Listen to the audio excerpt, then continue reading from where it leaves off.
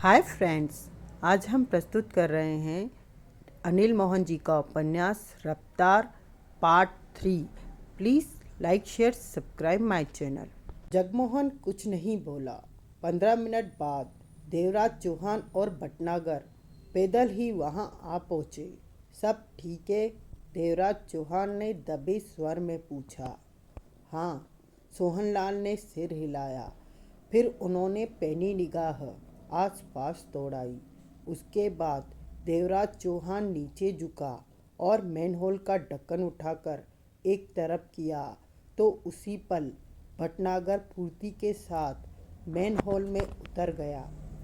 देवराज चौहान और जगमोहन टेम्पो में पड़ा सामान उठा उठाकर भटनागर को थमाते तो भटनागर उस सामान को मैनहोल के नीचे रख देता।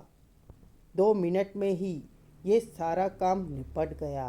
उसके बाद सोहनलाल मैनहोल में उतरा। फिर देवराज चौहान मैनहोल में उतरते हुए जगमोहन से बोला, जैसा समझाया है वैसा ही करना। ठीक है। देवराज चौहान मैनहोल में उतर गया। अब वे नज़र आने बंद हो चुके थे। जगमोहन ने जल्दी से मैनहोल का ढक्कन उठाकर वापस रखा। उसके बाद खुले बोनट में हाथ डालकर इंजन में पैदा खराबी ठीक की। फिर ड्राइविंग सीट पर बैठकर टेम्पो स्टार्ट किया। बिना हेडलाइट जलाए उसे आगे पीछे करके टेम्पो को मैनहोल के ऊपर खड़ा कर दिया। यानी कि मैनहोल तक पहुंचने के लिए टेम्पो के नीचे से सरक कर जाना पड़ता। उसके बाद इंजन बंद करके जगमोहन नीचे उतरा और पुनः बोनट खोलकर खराबी पैदा कर दी कि टेम्पो स्टार्ट न हो सके। बोनट को खुला ही रहने दिया। फिर टेम्पो से पुराना सा कपड़ा निकाला और बोनट की तरफ नीचे बिछाकर लेट गया। वहाँ से नीचे ही मैनहोल का ढक्कन नज़र आ रहा था। साथ ही वो मन ही मन सोच रहा था कि क्या वो लोग 4.5 अरब के हीरे हासिल करने में कामयाब हो जाएंगे। ज़रूर होंगे। इस विचार के साथ ही जगमोहन का दिल जोरों से धड़का। तभी उसकी निगाह टेम्पो के नंबर पर पड़ी तो बरबस ही मुस्कुरा पड़ा, क्योंकि सन 2000 चल रहा था और टेम्पो का नंबर भी 2000 ही था, यानी कि अमृतलाल का टेम्पो। सबसे पहले भटनागर ने 5 फीट व्यास वाले सूखे नाले में तीव्र रोशनी वाली टॉर्च ऑन की। रोशनी दूर दूर तक नाले में फैल गई। नाले में कोई खास गंदगी नहीं थी। चलने के लिए रास्ता साफ था। 5 फीट की ऊंचाई होने की वजह से उन्हें झुककर रहना पड़ रहा था। एक ऑक्सीजन सिलेंडर कल का पड़ा था, तो वे आज साथ लाए थे। सबसे पहले तीनों ने सिलेंडरों को पीठ पर बांधकर ठीक से सांस लेने के लिए ऑक्सीजन का इंतजाम किया। भटनागर फेस मास्क लगाने लगा तो सोहनलाल ने टोका, इसकी ज़रूरत नहीं। पाइप में कहीं भी ऐसी गंदगी नहीं है कि जहरीली गैस बन सके। कल हमने ये बात अच्छी तरह देख ली थी। रास्ता भी साफ है। भटनागर ने फेस मास्क नहीं लगाया। तीनों ने हाथ में टॉर्च थामी। सोहनलाल ने वो थैला उठा लिया जिसमें पावरफुल कटर मौजूद था और नीचे रखी चार्ज हुई भारी बैटरी को दाएं बाएं से देवराज चौहान और भटनागर ने उठा लिया। बैटरी फुल चार्ज थी और कटर को पूरा करंट दे सकती थी कि वो अपना काम कर सके। धीरे धीरे नाले की छत से बचते सिर झुकाते हुए आगे बढ़ने लगे। 3 टार्चों की तीव्र रोशनी नाले की उस पाइप में सूर्य की रोशनी का मुकाबला कर रही थी। कितनी देर लगेगी वहां तक पहुंचने में? भटनागर ने पूछा। 12-15 मिनट, देवराज चौहान ने कहा। इसका मतलब हम 1-2 घंटे में अपना काम करके बाहर होंगे, भटनागर कह उठा। ख्याल तो ऐसा ही है। आगे सोहनलाल टार्च थामे चल रहा था। अरे ओ केसरिया, हाँ सरदार, नपाई पूरी हो गई का? हो गई सरदार, केसरिया ने कहा। यही वो जगह है। टार्च की रोशनी में दोनों ने नाले के पाइप की उस जगह को देखा। तो यही तोड़फोड़ करनी होवेगा। हाँ सरदार, इसी के पीछे 4-5 अरब के हीरे पड़े हैं, केसरिया ने कहा। निकाल तो जरा छेनी हथौड़ा।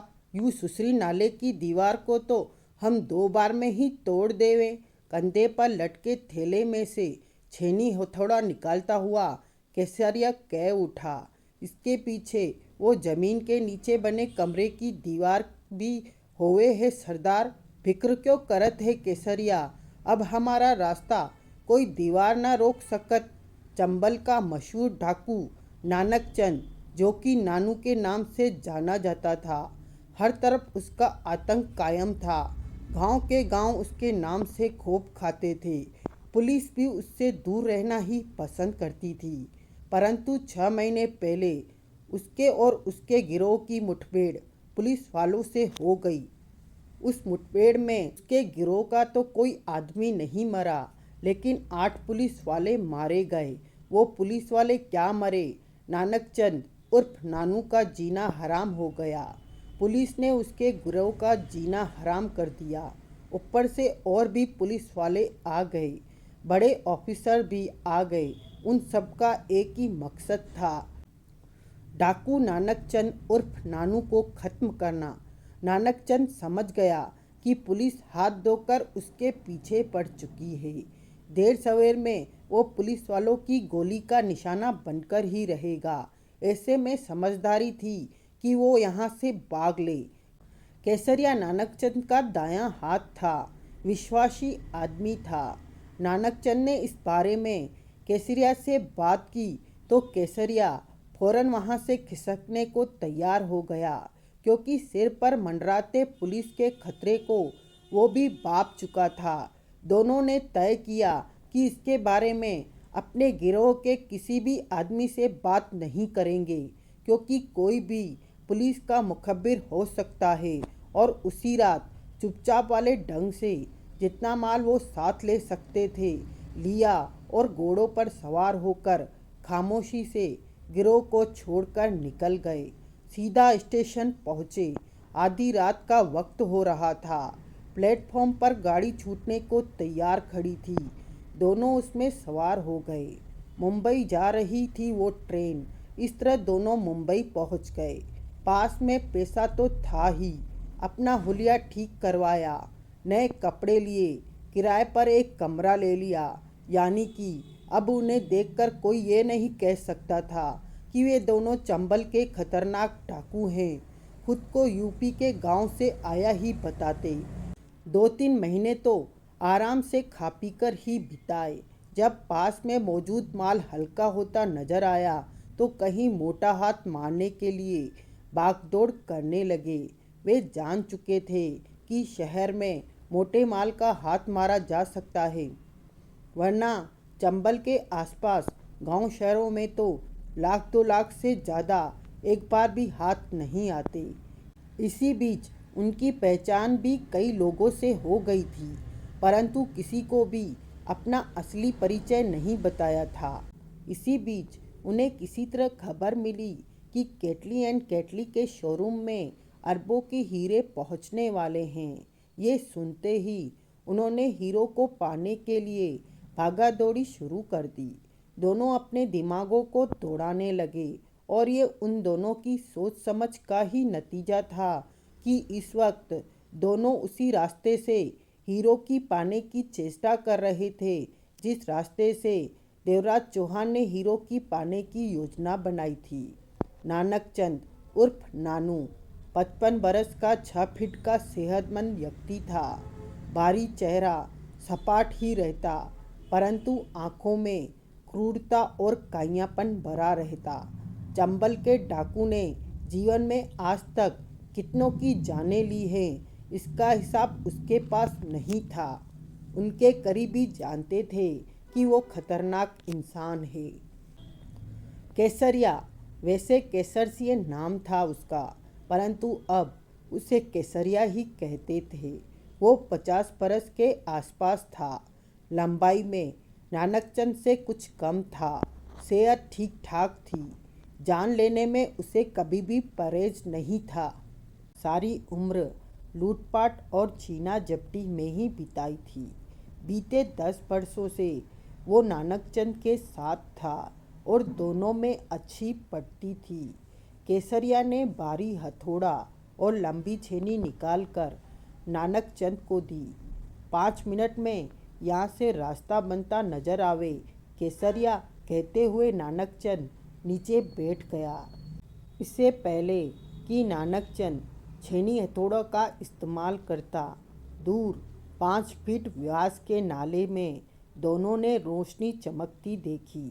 दोनों चौंके, चेहरों पर अजीब से भाव उभरे। सरदार, यहाँ कोई और लोग भी हैं, केसरिया के होठों से निकला। पुलिस न होवे, बाकी तो सब ठीक है, दांत पीछे कहते हुए नानकचंद ने कपड़ों में छिपा रखी रिवॉल्वर निकाल ली। छेनी हथौड़ा पहले से ही नीचे रख चुका था। रोशनी करीब आती जा रही थी। क्या करे सरदार, अभी देखता रह, नानकचंद दांत पीछे कह उठा। केसरिया ने हाथ में पकड़ी टॉर्च सामने की तरफ कर दी। देवराज चौहान, सोहनलाल और भटनागर ठिठके। चेहरों पर अजीब से हैरानी के भाव आ गए। देवराज चौहान की आंखें सिकुड़ चुकी थी, होठों में खिंचाव आ गया था। तीनों की नज़रें कुछ दूरी पर नजर आ रही टॉर्च की रोशनी पर थी, जो उनकी तरफ थी, और उनकी टार्चों की रोशनी भी सामने की तरफ उठ चुकी थी। स्पष्ट देख रहे थे कि वे इस नाले में सामने 2 लोग मौजूद हैं।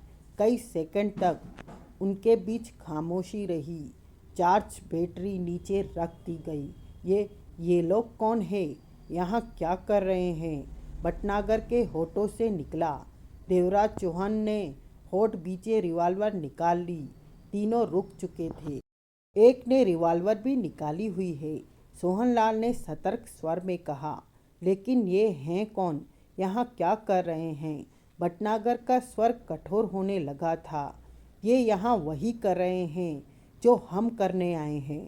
देवराज चौहान शब्दों को चबाकर बोला। क्या मतलब कि ये भी केटली एंड केटली के शोरूम से हीरे निकालने आए हैं? सोहनलाल के माथे पर बल पड़े। हाँ, इसके सिवाय इनके यहाँ होने का कोई मतलब नहीं, देवराज चौहान ने बीचे स्वर में कहा। लेकिन ये आए कैसे भीतर? हम तो इन्होंने भीतर आने के लिए दूसरे मैनहोल का इस्तेमाल किया होगा जो सड़क के बीचों बीच है। कहते हुए देवराज चौहान सोहनलाल से आगे आ गया। सावधान रहना, अब कुछ भी हो सकता है। खत्म करो सालों को, भटनागर गुर्राया। ये दोनों खामोश रहो, इस तरह की कोई गलती मत कर देना भटनागर, देवराज चौहान ने सख्त स्वर में कहा। ये लोग समझदार लग रहे हैं। एक तो इनका यहाँ तक पहुँच जाना, और फिर रिवॉल्वर हाथ में होने पर भी हम पर गोली न चलाना। कोई बेवकूफ़ होता तो कब का हम पर फायर कर चुका होता। बात करके देखते हैं। क्या बात करेंगे? भटनागर ने कड़वे स्वर में कहा। हम यहाँ हीरे लेने आए हैं, और हीरे तो वो भी लेने आए हैं, देवराज चौहान ने तीखे स्वर में कहा। बेहतर होगा बीच में मत बोलो। कोशिश यही करनी है कि खून खराबे की नौबत न आए। कहने के साथ ही देवराज चौहान सावधानी से आगे बढ़ने लगा। भटनागर ने दांत पीचकर सोहनलाल से कहा। देवराज चौहान पागल है जो, अभी तक उसका दिमाग ठीक है, सोहनलाल ने शांत स्वर में कहा। तुम अपने बारे में सोचो। देवराज चौहान 3 कदम ही आगे बढ़ा होगा कि नानकचंद का खूंखार स्वर उसके कानों में पड़ा। वहीं ठहर जा, देवराज चौहान फौरन ठिठक गया। पहले ये बता दे कि तू पुलिस वाला है। नहीं, देवराज चौहान ने शांत स्वर में कहा। झूठ मत बोलियो, मैं चेहरे देखकर पुलिस वालों को पहचान लेता हूँ। नानकचंद का स्वर पुनः आया। मैं पुलिस वाला नहीं हूँ।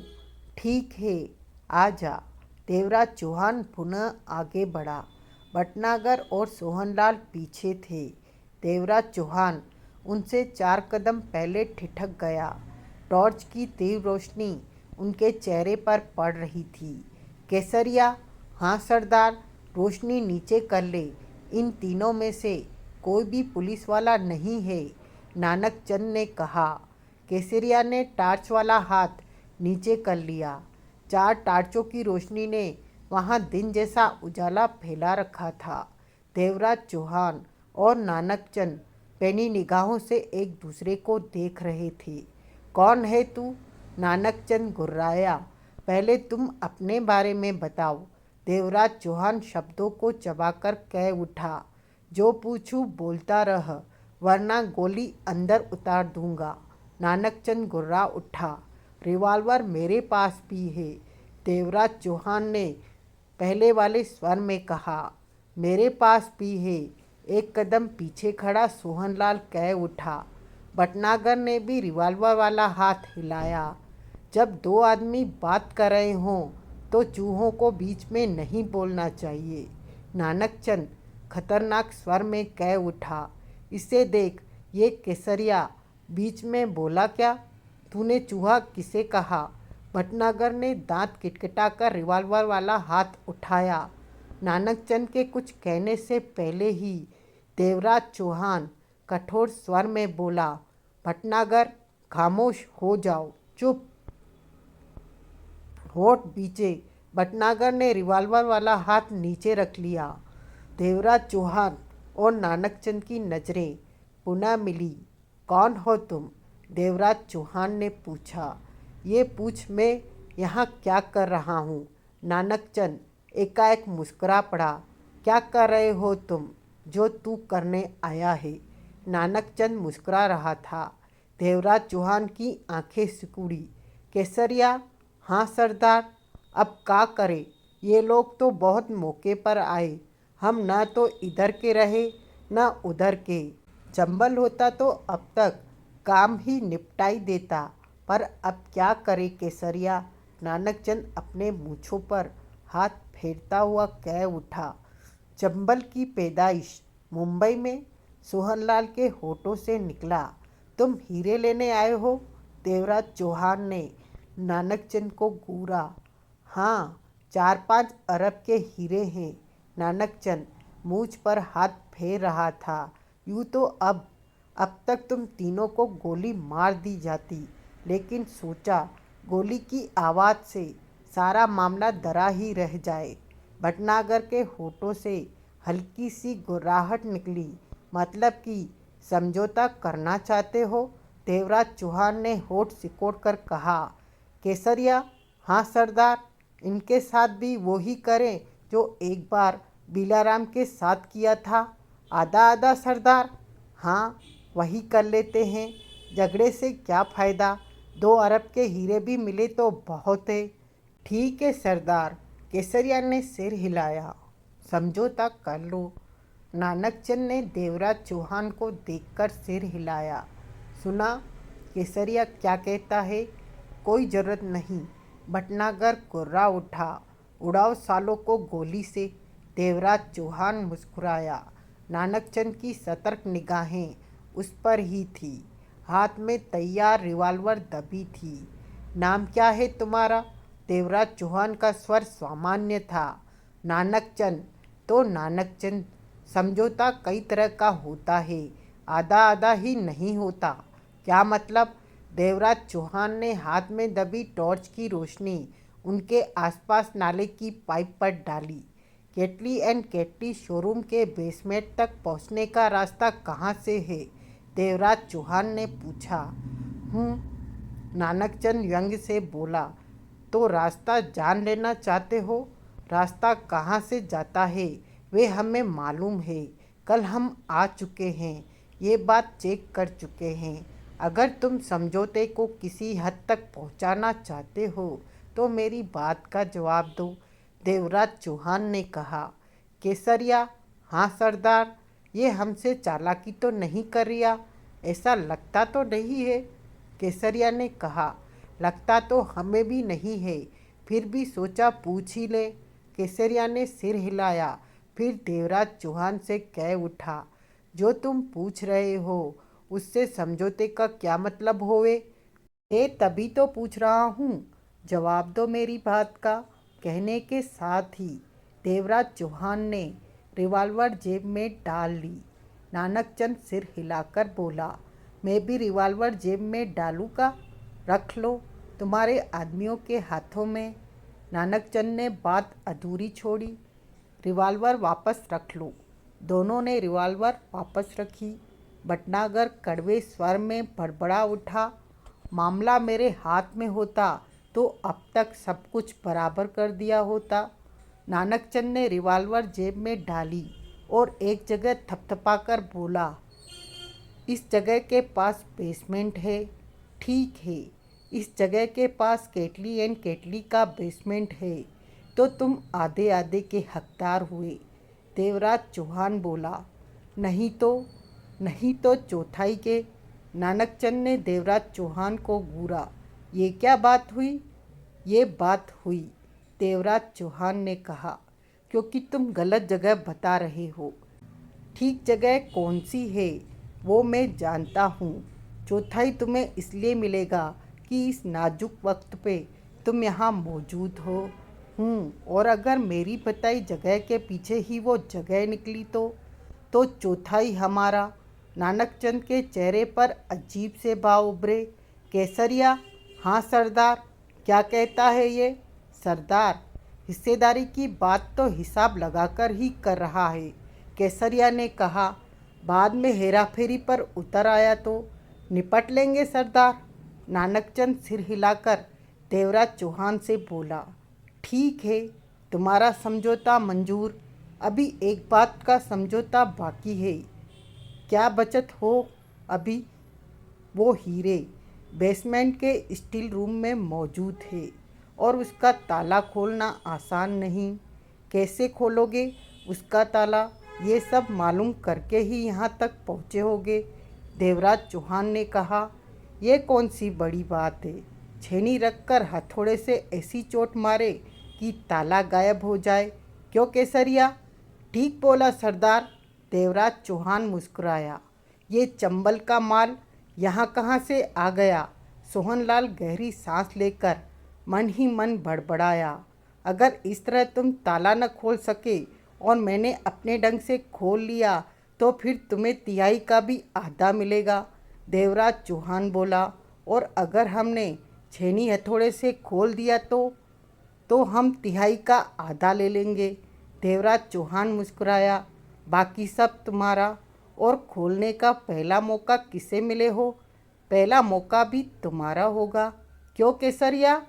बात तो ये ठीक बोले हैं सरदार, बाद में गड़बड़ की तो निपट लेंगे सरदार। नानकचंद सिर हिलाकर कह उठा, ठीक है, हम में समझौता हो गए हो। देवराज चौहान ने छेनी हथौड़ों को देखा। रास्ता कैसे बना रहे थे? छेनी हथौड़े से 10 मिनट में रास्ता। नानकचंद ने कहना चाहा, बेवकूफ़ी वाली हरकत मत करो। हथौड़े के चोटों की आवाज़ें बाहर तक भी जा सकती हैं। देवराज चौहान ने बात काटकर कहा, ये काम ड्रिल मशीन जल्दी और बिना शोर कर देगी। ड्रिल मशीन है क्या? नानकचंद ने पूछा। हाँ, लेकिन उसे चलाने के लिए बिजली कहाँ से? इंतजाम है करंट का भी, वो देखो। फुल साइज की चार्ज हुई बैटरी। ड्रिल मशीन बैटरी से चलेगी। जाओ बैटरी को उठाकर यहाँ लाओ। देवराज चौहान ने कहा। मैं लाऊं? नानकचंद के माथे पर बल पड़े। मैं सरदार हूँ अपने गिरोह का, और इस काम में बड़ा छोटा कोई नहीं होता। जाओ काम करो। ठीक है। नानकचंद बैटरी की तरफ बढ़ा। भटनागर ने उसके साथ बैटरी को उठाना चाहा। रहने दे, नानकचंद का दमखम जानता नहीं अभी तू। भटनागर पीछे हट गया और नानकचंद ने उस भारी बैटरी को आसानी से अकेले ही उठाकर यहाँ रख दी। उसके बाद भटनागर, सोहनलाल और केसरिया नानकचंद की बताई जगह में रास्ता बनाने की तैयारी में लग गए। ऊंचाई कम होने के कारण वहाँ सिर झुकाए खड़ा होना पड़ रहा था। ऐसे में देवराज चौहान नीचे बैठ गया। कोई काम न पाकर नानकचंद भी उसके पास आ बैठा। तुमने अपने बारे में नहीं बताया, नानकचंद बोला। क्या बताऊं? अपना नाम, अपना परिचय। मेरा नाम तो तुम जान ही चुके हो। मैं चंबल का खतरनाक डाकू हूँ, लेकिन पुलिस के दबाव से मुझे चंबल से भागना पड़ा। तुम कौन हो? मेरा नाम ही मेरा परिचय है। देवराज चौहान कहते हैं मुझे। नानकचंद ने सिर हिलाया। अगले ही पल जोरों से चौंका। क्या? नानकचंद हड़बड़ाया। क्या नाम बताया? देवराज चौहान। हाँ, वो शहरी डकैत। नानकचंद हक्का बक्का था। क्या? न मेरा मतलब है कि वही देवराज चौहान जो डकैतियाँ करता है। अखबारों में डकैतियों के बारे में खबरें छपती हैं, जिसे पुलिस नहीं पकड़ पा रही। वही हो तुम, देवराज चौहान? मालूम नहीं। देवराज चौहान ने गहरी सांस ली। लेकिन मैं इतना जानता हूँ कि मेरा नाम देवराज चौहान है। डकैतियाँ ही डालता हूँ मैं, और अखबारों में खबर छपना आम बात है। ओह! नानकचंद के स्वर में अजीब से भाव आ गए। तुम वही देवराज चौहान हो। तुम्हारे बारे में तो हम चंबल में बातें किया करते थे। चंबल का हर डाकू तुम्हारा लोहा मानता है। क्या ढंग है तुम्हारा डकैतियाँ करने का। हम तो सोचा करते थे तुम कैसे होगे। ओ केसरिया! हाँ सरदार। जान हो, ये देवराज चौहान हो, वो ही जिसकी बातें हम चंबल में करते थे। सच सरदार? सरदार का झूठ बोलो हो। तभी ड्रिल की आवाज़ गूंज उठी, जो कि भटनागर के हाथ में थी।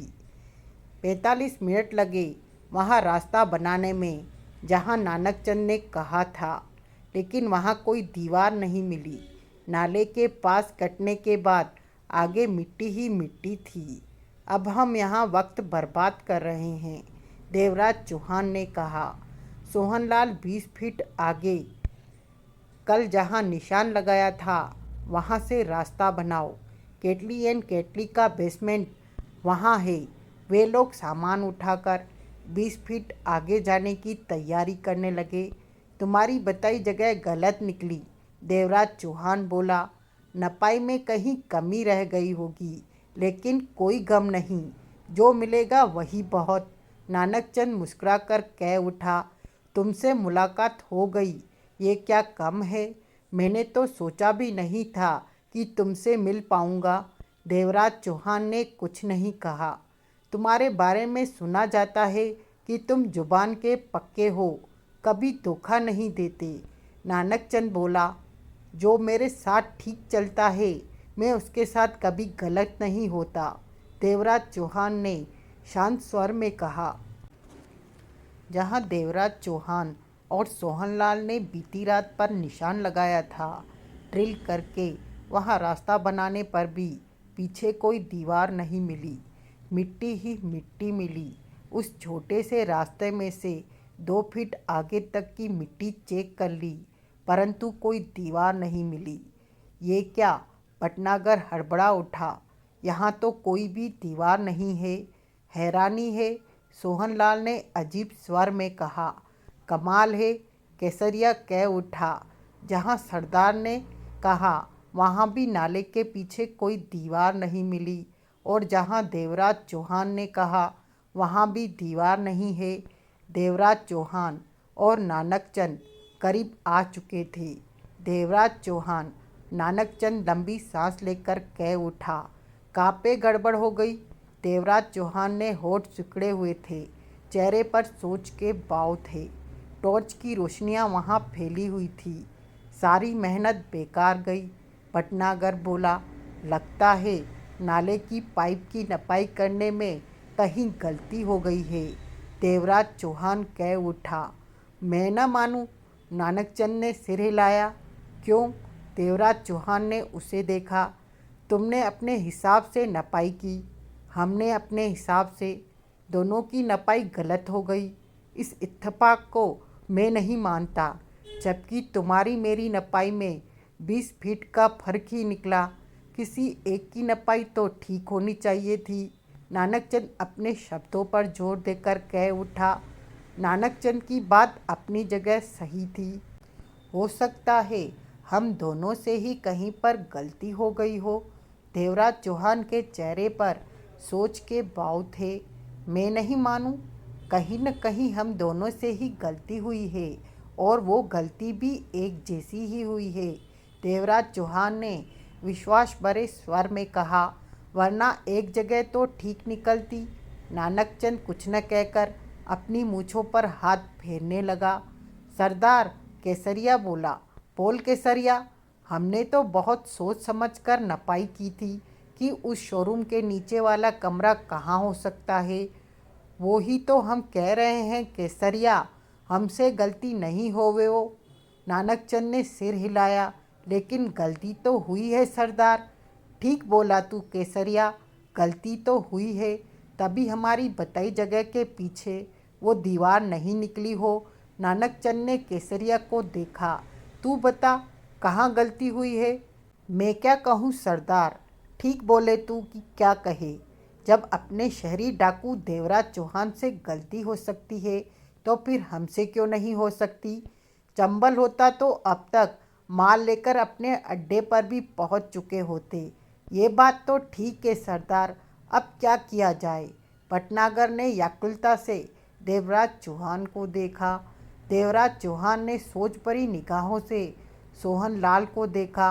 सोहनलाल, हमें जिस जगह की तलाश है वो पास ही में कहीं है। मैं सोचता हूँ कि कहाँ पर। ठीक जगह पहचानने में गलती हो गई। तुम कुछ कुछ फासले पर नाले की पाइप को ड्रिल करके चेक करते रहो, कहीं भी पाइप के पीछे दीवार निकल सकती है। देवराज चौहान ने कहा, ड्रिल मशीन करंट ज़्यादा खींचती है। सोहनलाल बोला, बैटरी खत्म हो गई तो? ये बात की बात है, तुम हर 10 फीट के फासले पर चेक करते रहो।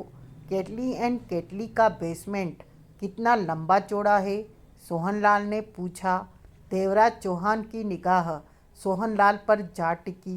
दोनों कई पलों तक एक दूसरे को देखते रहे। ये तो मैंने मालूम ही नहीं किया कि केटली एंड केटली का बेसमेंट कितना बड़ा है। देवराज चौहान ने सोच भरे स्वर में कहा, लेकिन शोरूम 8 दुकानों को मिलाकर बनाया गया है, तो ऐसे में बेसमेंट कम से कम 3 दुकानों के साइज का तो होगा ही। 3 दुकानों के साइज का? सोहनलाल के होठ सिकोड़े। इसका मतलब अगर हम कम से कम भी लें तो बेसमेंट की दीवार 30 फीट लंबी होनी चाहिए। अगर सोचने में और भी कंजूसी कर लें तो बेसमेंट की दीवार को 20 फीट की लगा लेते हैं।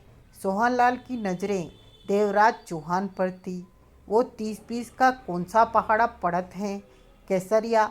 मालूम नहीं सरदार, शहरी हिसाब होगा ये।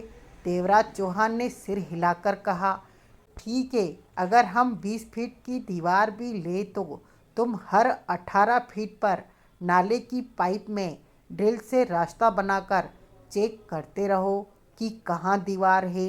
सोहनलाल और भटनागर अपने काम में व्यस्त हो गए। भटनागर के चेहरे पर मायूसी नजर आ रही थी कि अगर वे 4.5 अरब के हीरे नहीं हासिल कर पाएंगे। नानकचंद और केसरिया को वहां पाकर वो उखड़ा पड़ा था, परंतु जब बेसमेंट तक पहुंचने का रास्ता नहीं मिला तो उसका सारा उखड़ापन हीरे न मिलने की चिंता में बदल गया था। सोहनलाल भटनागर ड्रिल मशीन से रास्ता बनाकर 18 फीट पर चेक करते रहे। केसरिया भी उनके साथ लग गया था। जहाँ भी रास्ता बनता हर जगह मिट्टी ही मिट्टी मिलती, दीवार नहीं। 4 बार के बाद सोहनलाल ने भटनागर से कहा, कोई फायदा नहीं, ड्रिल बंद कर दे। भटनागर ने ड्रिल बंद की और थके ढंग से वहां बैठ गया। सरदार, केसरिया बोला, हीरे नहीं मिलेंगे? अच्छी बात बोला कर केसरिया, सोहनलाल ने देवराज चौहान से कहा। हम बहुत बड़ी गलती कर रहे हैं। अब तक हमें बेसमेंट की दीवार मिल जानी चाहिए थी। नहीं मिलने का मतलब है कि हमारा रास्ता ही गलत है। रास्ता ठीक है, इतनी बड़ी गलती नहीं कर सकते। देवराज चौहान ने सोच भरे स्वर में कहा। कहीं पर छोटी सी चूक हुई है जो हमें समझ में नहीं आ रही। बड़ी गलती होती तो अब तक समझ में आ गई होती। अब क्या किया जाए? सोहनलाल बोला। नपाई दोबारा करके कल रात फिर कोशिश करें, कोई फ़ायदा नहीं। देवराज चौहान बोला। केटली एंड केटली के बेसमेंट तक पहुंचने के लिए पाइप को हमने ठीक ढंग से नापा है। नानकचंद ने भी शायद गलती नहीं की। ऐसे में सोचने की बात है कि कहाँ पर गलती हुई है। केसरिया? हाँ सरदार। कहाँ पे गड़बड़ हो सकती है? मेरी तो समझ में नहीं आ रहा। तुम सरदार हो, मेरे से ज़्यादा अच्छी तरह सोच सकते हो। सोचना ही तो मुसीबत का काम है। गोली चलानी हो तो अभी चला दूँ। नानकराम बड़बड़ा उठा। देवराज चौहान ने कलाई पर बंधी घड़ी में वक्त देखा। रात के 2:30 बज रहे थे। मेरे ख्याल में, भटनागर ने कहा, हीरे हमें मिलने वाले नहीं है। रास्ते को गलत नापा गया है। अब यहाँ से निकल चलना ही बेहतर होगा। अभी दिल निकलने में बहुत वक्त है, देवराज चौहान ने कहा। लेकिन यहाँ रहकर अब क्या करेंगे? भटनागर चिल्ला उठा। मुझे ये देखना है कि मुझसे कहाँ पर गलती हुई है। शायद समझ में आ जाए। देवराज चौहान होठ खींचकर बोला। उस वक्त सुबह के 4 बज रहे थे। सबकी आंखें नींद से भारी हो रही थी और चेहरों पर काम ज़्यादा हो जाने की वजह से थकान कुछ ज़्यादा ही नज़र आ रही थी। नानकचंद और केसरिया की कभी कभार चंबल की बातें शुरू हो जाती, वरना वहाँ खामोशी ही थी। सब नीचे नाले की पाइप से टेक लगाए बैठे थे। भटनागर सबसे ज़्यादा बेचैन और उखड़ा हुआ लग रहा था। देवराज चौहान उस रास्ते का चक्कर लगा रहा था जहाँ से वो आया था और उस रास्ते को भी देख रहा था जहाँ से नानकचंद और केसरिया आए थे। जिस रास्ते से वो आया था वहाँ से यहाँ तक आने के बीच नाले के पाइप में 2 मोड़ थे और जिस रास्ते से नानकचंद आया था उस रास्ते में पाइप के 3 मोड़ थे। जाने क्यों देवराज चौहान को महसूस हुआ कि पाइप के उन मोड़ों की वजह से ही कोई गड़बड़ हो रही है। एक बार फिर उसने अपने और नानकचंद वाले रास्ते का फेरा लगाया। इस वक्त वो हर बात को ध्यान में रखकर कदम उठा रहा था और जब दोनों रास्ते तय करके वहाँ पहुँचा तो एकाएकी उसके होठ सिकुड़ गए। चेहरे पर अजीब सी मुस्कान उभरी। सिर इस तरह हिलाया जैसे बीते घंटे यूं ही बर्बाद हो गए थे। देवराज चौहान के चेहरे के भाव देखकर सोहनलाल की आंखें सिकुड़ी। सरदार, केसरिया कह उठा। बोल। सुबह के 4 से ऊपर का वक्त होने लगा है। मेरे ख्याल में हीरे तो मिलने से रहे। घंटे भर में दिन की रोशनी फैल जानी है। कोई और मुसीबत न फंस जाए। पुलिस के हत्थे चढ़ गए तो आगे पीछे के सारे हिसाब देने पड़ जाएंगे। यहाँ से निकल चलना ही बढ़िया रहेगा। यहाँ से निकल चलना ही बढ़िया रहेगा। केसरिया ने नानकचंद को देखा। बात तो तेरी सही लगे। नानकचंद सिर हिला उठा।